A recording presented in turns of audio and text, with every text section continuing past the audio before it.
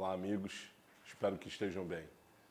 Vamos começar a tratar das súmulas do TSE, tema extremamente importante, considerando tanto a sua prova de analista, em especial analista, quanto de técnico. As súmulas, elas ajudam muito, e mesmo porque algumas questões de prova são extraídas diretamente das súmulas adotadas aqui pelo TSE. Para esse estudo será fundamental, claro, as súmulas, que estão disponíveis aí no material do aluno, e, claro, as diversas leis que tratam de direito eleitoral. É importante a gente destacar que até maio de 2016 haviam apenas 20 súmulas. Posteriormente, foram aditadas mais 51 súmulas, totalizando 71 súmulas do Tribunal Superior Eleitoral. Algumas súmulas foram canceladas, outras tiveram a sua redação atualizada e outras tiveram, portanto, alguma modificação. Então é importante o estudo dessas súmulas, porque muitas das questões de prova são baseadas em casos concretos decorrentes destas súmulas do Tribunal Superior Eleitoral. Vale a pena esse estudo e nós vamos passear por todas as normas do direito eleitoral. Vamos falar da Lei Complementar 64/90, vamos falar da Lei 9.096 dos partidos políticos, obviamente do Código Eleitoral, algumas resoluções. Vamos tratar de diversos temas quando tratarmos aqui de todas essas súmulas. Algumas, repito, estão canceladas, não serão objeto nem de análise. Outras tiveram, portanto, a sua redação e aí, claro, alterada, nós vamos tratar desse tema. Então, pega aí no seu material, você vai analisar comigo a súmula de número 2. Por que número 2? A número 1 foi cancelada, não está mais valendo. O TSE expressamente cancelou essa súmula de número 1. Então, vamos para a súmula de número 2. No material que está disponível, ela estabelece o seguinte: assinada e recebida a ficha de filiação partidária até o termo final do prazo fixado em lei, considera-se satisfeita a correspondente condição de elegibilidade, ainda que não tenha fluído até a mesma data o trido legal de impugnação. O que acontece?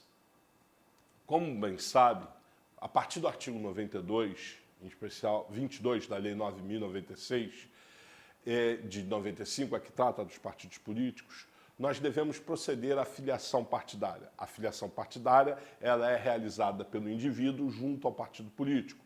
E o partido político, portanto, procede a essa comunicação aos cartórios eleitorais, nas semanas de abril e outubro de cada ano. Então, ele faz essa comunicação. No caso específico para a candidatura, considerando a nova redação do artigo 22, nós precisamos fazer esse registro até 6 meses antes do pleito. Eu tenho a possibilidade. Ainda que eu faça no último dia do prazo, está satisfeita essa condição. Por quê? Porque, embora seja possível uma impugnação do meu registro de candidatura, eu não preciso aguardar o prazo de impugnação, né, da minha filiação, não da candidatura, mas da minha filiação. Eu posso, portanto, me filiar no último dia do prazo, 6 meses antes da eleição, e ainda que ocorra a impugnação posterior, está satisfeito esse requisito. Eu não preciso aguardar um prazo de recurso contra a minha filiação, que esse prazo é de 3 dias. Então, a súmula 2, ela diz que basta tão somente a filiação e que essa filiação ocorra no último dia de prazo, independentemente da existência de outros recursos, de quaisquer outros recursos, para que eu possa preencher o requisito de condição de elegibilidade para concorrer a qualquer cargo eleitoral. O artigo 14, parágrafo 3º, ele estabelece as condições de elegibilidade e uma delas é a filiação partidária. A lei 9.096 estabelece que eu preciso ter 6 meses de filiação partidária antes do pleito para concorrer à eleição. Preenchidos esses requisitos, estão satisfeitos ainda que haja pendência de recurso contra a minha filiação em determinado partido político. Então, a súmula 2, ela trata desse tema específico. Vamos à súmula 3. No processo de registro de candidatos, não tendo o juiz aberto prazo para suprimento de defeito da instrução do pedido, pode o documento, cuja falta houver motivado indeferimento, ser juntado com o recurso ordinário. Então, nós temos o registro de candidatura. Portanto, no momento em que o candidato ele apresenta, aliás, o partido ou a coligação apresenta o registro da candidatura, pode até também ser o candidato, caso não tenha sido apresentado no tempo adequado pelo partido político, após a publicação do edital, 48 horas para apresentação pelo próprio candidato. Nesse caso, ele apresentou os documentos necessários ao registro da candidatura. O juiz entendeu que não estavam presentes todos os documentos. Por exemplo, estava faltando uma certidão que demonstrasse que ele não teria nenhuma ação penal, nenhuma condenação criminal, o que comprovaria que ele estava, portanto, com seus direitos políticos regulares não estão suspensos. No entanto, ele não juntou esse documento, então o juiz indefere de plano esse pedido de registro de candidatura. Tudo bem, o juiz não oportunizou ele a proceder a essa juntada. Tudo bem, não tem nenhum problema. Ele pode, quando interpor o recurso para o tribunal, no caso de eleições municipais, ele pode, portanto, sustentar o seguinte: olha só, o juiz não me deu oportunidade, mas eu estou juntando o documento que ele utilizou para indeferir agora. E isso é válido. Não implica, portanto, em nenhuma violação das regras do direito eleitoral. Notem, eu dei o exemplo no caso de juiz nas eleições municipais, mas tranquilamente isso daqui é aplicável quando se fala, portanto, das eleições regionais, onde o cabimento cabe ao TRE. As decisões do TRE que tratam acerca das inelegibilidades, ou seja, não definir o registro de candidatura nas eleições federais e estaduais, é possível recurso para o TSE. Basta você observar a redação do artigo 121, parágrafo 4º, ele estabelece lá. Então, nessas situações, se não foi oportunizada a chance dele corrigir esse defeito, inegavelmente ele pode ser corrigido em sede de recurso pelo próprio candidato, pela própria parte interessada. Destaco o seguinte aqui, né? Os prazos são céleres, nós já falamos do princípio da celeridade.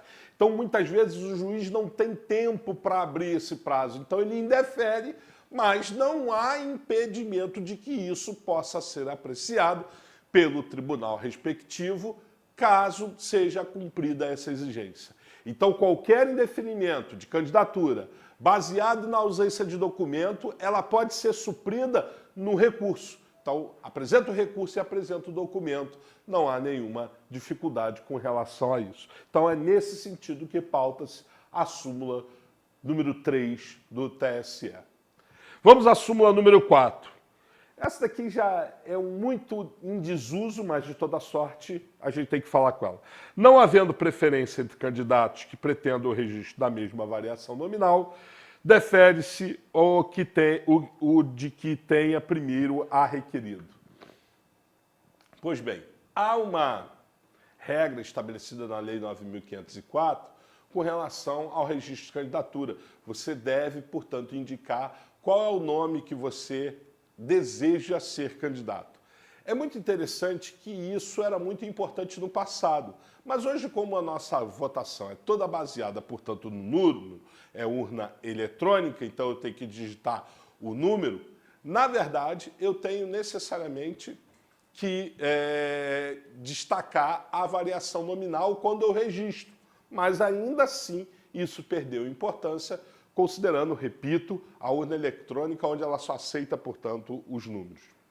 Mas, caso haja coincidência, homonímia em relação a esses nomes que a pessoa deseja ser coincidida, a Lei 9.504 estabelece, portanto, critérios de desempate. Então, esses critérios, ele vai tentar demonstrar por qual nome que a pessoa efetivamente é conhecida.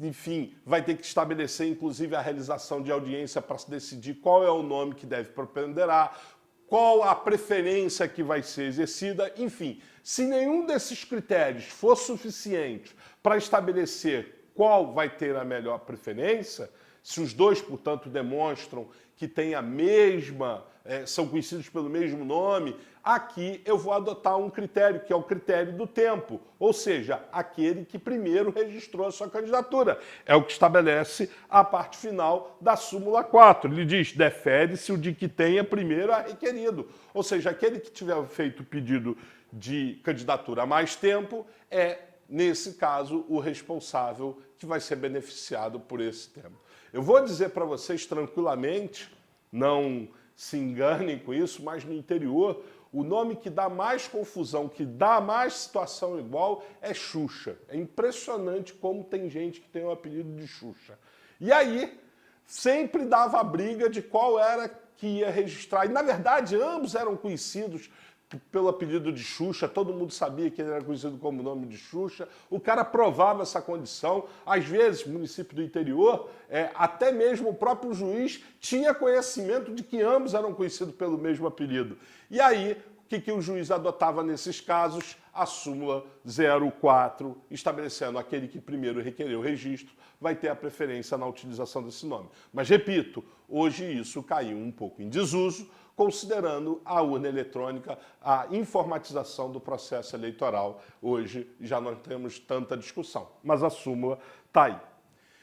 Súmula número 5, uma súmula também muito importante. Ela fala dos casos de desincompatibilidade. E aqui ela traz de um caso específico daquele que exerce suas atividades em cartório extrajudicial. Como vocês bem sabem, existem os cartórios judiciais, aqueles indivíduos que são remunerados pelo Estado, são aqueles que trabalham nos cartórios que cuidam de processos judiciais. Esses são servidores públicos, devem se desincompatibilizar nos termos da lei. Dependendo da situação, pode ser 6, 4 ou 3 meses, depende. A questão tratada na súmula 5 se refere aos servidores, ou melhor, os serventuários de cartório seletistas, ou seja, aqueles que trabalham em cartórios extrajudiciais. Eles precisam ou não se desincompatibilizar. Nos termos da súmula 5 do TSE, ele diz que não se aplica essa exigência de desincompatibilização prevista na Lei Complementar 64 de 1990, em especial no seu inciso 2, na letra L. Ou então, significa dizer que o servidor de cartório extrajudicial, que é regido pelo regime seletista, ou melhor dizendo, já que a Constituição fala em regime trabalhista, este não está necessariamente subordinado à questão relativa à desincompatibilização prevista na Lei Complementar 64 de 90. Então vejam como são ricos os exemplos que nós temos aí de prova, pelo menos nessas 5 primeiras súmulas. Vamos lá, súmula de número 6, importante pra caramba, muito interessante, exemplos concretos que a gente tem que estar aqui, porque podem ser ricos os exemplos aqui. Vamos lá, veja que ela foi atualizada. São inelegíveis para o cargo do chefe do executivo, o cônjuge, os parentes, indicados no parágrafo 7º do artigo 14 da Constituição Federal, do titular de mandato. Então, aqui ele está falando da inelegibilidade reflexa, aquela que atinge os parentes, até o 2º grau civil, do cônjuge, né? Atinge o cônjuge e os parentes, tanto por consanguinidade, adoção ou afinidade. Consanguinidade ou adoção é a mesma coisa, né? Que, na verdade, a adoção ela rompe esses vínculos biológicos para efeitos civis e, portanto, lhe torna você filho daquela pessoa que lhe adotou. Enfim, eu tenho aqui a inelegibilidade reflexa, que atinge os parentes. Até aqui a súmula não fala nenhuma novidade. Ela reproduz o que estabelece o parágrafo 4º, o parágrafo 7º do artigo 14 da Constituição. A novidade é essa segunda parte aqui, olha só. Salvo se este reelegível tenha falecido, renunciado ou se afastado definitivamente do cargo até 6 meses antes do pleito. Notem o que estabelece a súmula 6 do TSE. Repito, súmula devidamente atualizada. E aqui eu vou dar um tema para vocês, vou falar de uma pessoa e vocês vão guardar. Antony Garotinho e Rosinha Garotinho. Antony Garotinho era governador do estado do Rio de Janeiro. O que ele fez? Ele renunciou 6 meses antes, desincompatibilizou, legal, correto, para que ele fosse candidato a presidente da República. E quem foi candidato, portanto, à sua sucessão? A sua esposa. Nenhum problema. Acontece o seguinte, terminado o mandato da sua esposa, Garotinho primeiro, Rosinho segundo, ela poderia ser candidata à reeleição? Não, porque senão eu teria a perpetuação de um clã familiar, e isso é vedado, embora o Tribunal Superior Eleitoral tenha reconhecido que seja uma vedação tácita estabelecida na Constituição. Eu quero evitar que núcleos familiares se perpetuem num poder de uma determinada cidade, de um determinado estado e, claro, dentro da União. Então, no caso específico, se o indivíduo renunciar 6 meses antes para que o seu parente possa concorrer, não tem nenhum problema. Ele exerce um mandato e o seu parente vai exercer, portanto, o seu segundo mandato. Não vai poder disputar um terceiro mandato. Da mesma forma, o sujeito é prefeito e aí, no curso desse mandato, ele vem a falecer. Sem nenhum problema. O seu sucessor pode ser o seu parente, não vai gerar, portanto, a inelegibilidade. Agora, se ele já está no segundo mandato, direto, primeiro e segundo, o falecimento, nesse caso, torna ainda assim ele inelegível. Esse é importante a gente entender o que estabelece a súmula 06. Então, para resumir, o chefe do executivo, ele pode ser reeleito. E no caso, para que um dos seus parentes possa ser eleito no seu lugar, ele deve se desincompatibilizar no primeiro mandato, 6 meses, faltando 6 meses antes. Ou que o falecimento tenha ocorrido no caso, tenha ocorrido nesse mandato, tá bom? Então, é importante a gente sempre entender essa questão da desincompatibilização, sob pena de você ter a perpetuação de um determinado núcleo familiar, tá bom? Essa é o que estabelece a súmula 6. De outra forma, nós temos 2 súmulas aqui, as súmulas 7 e 8. Ambas já foram canceladas, nós não precisamos aqui abordar elas. Vamos direto para a súmula de número 9, uma súmula muito importante também, porque ela se refere ao que estabelece o artigo 15, inciso 3 da Constituição da República. Ela fala da suspensão dos direitos políticos. Ou seja, uma vez suspensos os direitos políticos por condenação criminal transitada e julgada, qual é o efeito dessa suspensão? A suspensão vai perdurar ainda estiverem recaindo os efeitos da condenação. Veja lá o que diz. A suspensão dos direitos políticos decorrentes de condenação criminal transitada e julgada cessa com o cumprimento ou extinção da pena, dependendo de reabilitação ou prova da reparação dos danos. Então, enquanto o sujeito estiver cumprindo a pena, enquanto estiver constando que ele deve cumprir a pena, não há que se falar na recuperação dos seus direitos políticos. Os direitos políticos continuam suspensos. Então vem aquela velha questão. O sujeito foi condenado a uma pena de 30 anos de reclusão. Perfeito. Ele cumpriu, portanto, 1/3 e faz jus à progressão do regime. Ele vai para o regime semiaberto, ou ele faz jus a um livramento condicional. Ele, portanto, é colocado em liberdade. O fato dele ter sido colocado em liberdade no livramento condicional não faz com que ele recupere seus direitos políticos. Ele vai continuar com seus direitos políticos até que o juiz da execução criminal estabeleça, olha, ele cumpriu a pena. Somente com a decisão que estabeleceu que ele cumpriu a pena é que nós temos, portanto, a cessação da suspensão dos direitos políticos. Ele, portanto, recupera os direitos políticos, tá bom? E isso daqui vale para qualquer pena, seja uma pena restritiva de direitos, seja uma pena restritiva da liberdade, seja uma pena substitutiva de direitos, não há nenhum problema na aplicação dessa situação. Então, a condenação criminal transitada e julgada enquanto perdurar de seus efeitos é causa de suspensão dos direitos políticos. E que efeitos são esses? Ou seja, o cumprimento da pena nos precisos termos da súmula 9 do TSE. É uma questão relativamente comum em concurso público, tá bom? Vamos à súmula 10.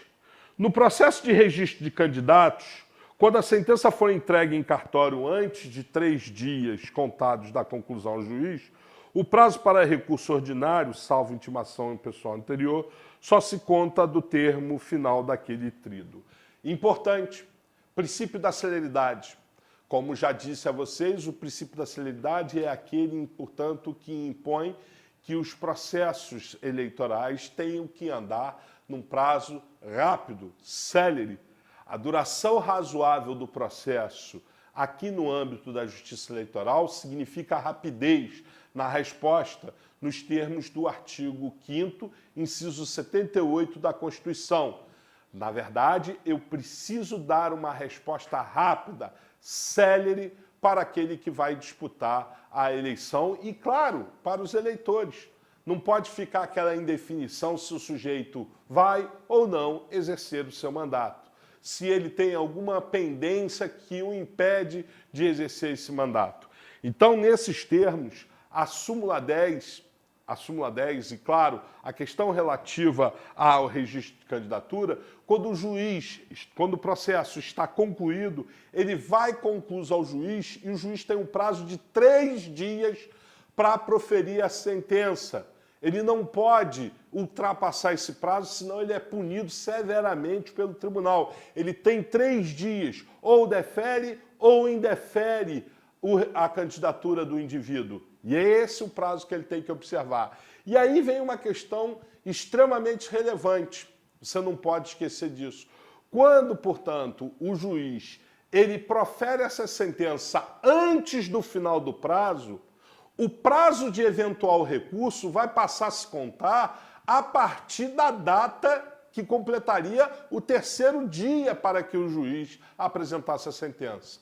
Vamos imaginar a seguinte situação. O juiz teria que apresentar essa sentença até o dia 20 de setembro. Ele apresentou no dia 19 de setembro. Qual é o prazo para recurso? O prazo para recurso não vai contar do dia 19, mas sim da data em que seria o último dia do prazo, ou seja, 20 de setembro, ainda que o juiz tenha apresentado antes. Salvo, e aí ele traz uma exceção, se ocorrer a intimação pessoal, se ela foi publicada antes. Então, essa é a situação que estabelece, portanto, a súmula 10, que ela decorre justamente daquela ideia do princípio da celeridade do processo eleitoral que estudamos, portanto, em blocos anteriores. Se eu não me engano, no primeiro bloco desse nosso módulo de direito eleitoral. Pois bem, súmula 11. No registro de candidatos, o partido que não impugnou não tem legitimidade para recorrer da sentença que o deferiu, salvo se cuidar de matéria constitucional. Faço uma remissão nessa súmula ao artigo 259 do Código Eleitoral. O que estabelece o artigo 259 do Código Eleitoral? Ele diz que as matérias de caráter constitucional, elas não precluem, ao passo que as matérias de caráter infraconstitucional precluem. Então, a gente tem que saber separar o que é matéria constitucional e o que é matéria infraconstitucional. No caso da súmula número 11, ele estabelece, olha, tudo que é matéria infraconstitucional, ela está preclusa. Se o partido que não impugnou aquele registro de candidatura, ele não vai ter legitimidade para recorrer. Então, eu sou o partido X e tomo conhecimento que o partido A lançou um candidato. Eu sei que ele, portanto, não poderia ser candidato e fico quieto. E mesmo assim o juiz defere o registro de candidatura. Eu posso recorrer? Não, não posso recorrer da decisão que deferiu o registro. Para isso eu preciso impugnar. Agora, vou ter legitimidade se no meu recurso eu aventar que ele não pode concorrer, devido ao não cumprimento de uma matéria de caráter constitucional, porque estas não precluem, por força do que estabelece o artigo 259 do Código Eleitoral. Então é fundamental vocês entenderem aí o que estabelece, portanto, a súmula 11, beleza? Súmula 12. São inelegíveis no município desmembrado e ainda não instalado o cônjuge, os parentes consanguíneos ou afins até segundo grau por adoção do prefeito do município mãe ou de que tenha substituído dentro de 6 meses anteriores ao pleito, salvo se já titular de mandato letivo. Aquela questão muito interessante que diz respeito, portanto, ao município desmembrado. Então vamos imaginar que Nova Iguaçu, ou vamos imaginar que, portanto, um outro município, Petrópolis, ou a capital, Rio de Janeiro, e respectivamente vamos estabelecer que a capital, Rio de Janeiro, ou Nova Iguaçu, né, tenhamos lá os seguintes distritos: em Nova Iguaçu, Tinguá, no Rio de Janeiro, a Barra da Tijuca e, no caso de Petrópolis, Itaipava. E esses se tornem, portanto, municípios.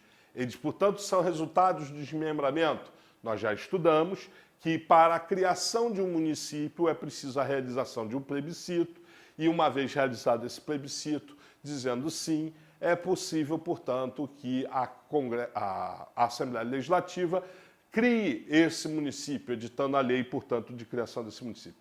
Esse município criado não pode os titulares desse mandato concorrer a esse município, porque vai gerar inelegibilidade. E mais do que eles, os seus parentes, ou seja, a questão da inelegibilidade reflexa do parágrafo 7º do artigo 14, também atinge para esse município que se encontra desmembrado, tá legal? Então essa é a ideia, portanto, da súmula 12 do TSE.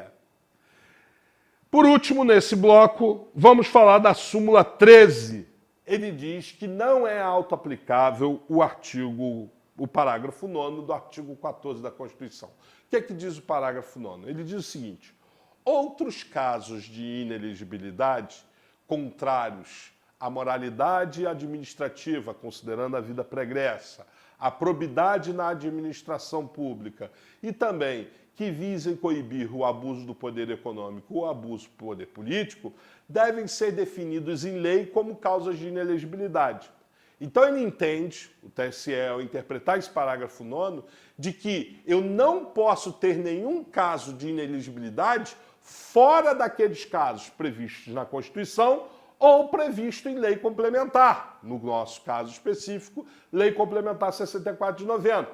Como vocês bem sabem, durante muito tempo se sustentou a hipótese de que era possível candidato que tivesse folha corrida, ou seja, anotações, um péssimo antecedente, ele não pudesse ser candidato, ao argumento de que isso feriria a moralidade administrativa. Embora louvável essa posição não encontra guarida na Constituição, porque a Constituição é expressa. Eu estabeleço os casos de inelegibilidade nos parágrafos 4º, 5º, 6º, 7º e 8º. E a própria Constituição diz: a lei essa complementar, pode estabelecer outros casos de inelegibilidade. No caso previsto aqui, tranquilo, Lei Complementar 64 de 90. Posteriormente, nós tivemos uma alteração para incluir essas hipóteses de vida pregressa, que foi a Lei Complementar 135 de 2010, que ficou conhecida em todo o Brasil como a Lei da Ficha Limpa. Então, meus amigos, a estrutura, portanto, dessas 14 primeiras súmulas, porque a súmula 14 também já foi cancelada, e eu já adianto que a súmula 14 foi cancelada porque houve alteração legislativa, o artigo 22A da Lei 9.096 alterou essa questão de duplicidade de filiação, então ela não está mais valendo, essa súmula 14. Essas 14 primeiras súmulas, elas dão uma ideia de como são os problemas que podem ser perguntados em prova para você. Nesse bloco, eu fico por aqui. No próximo, vamos falar da súmula de número 15. Até mais!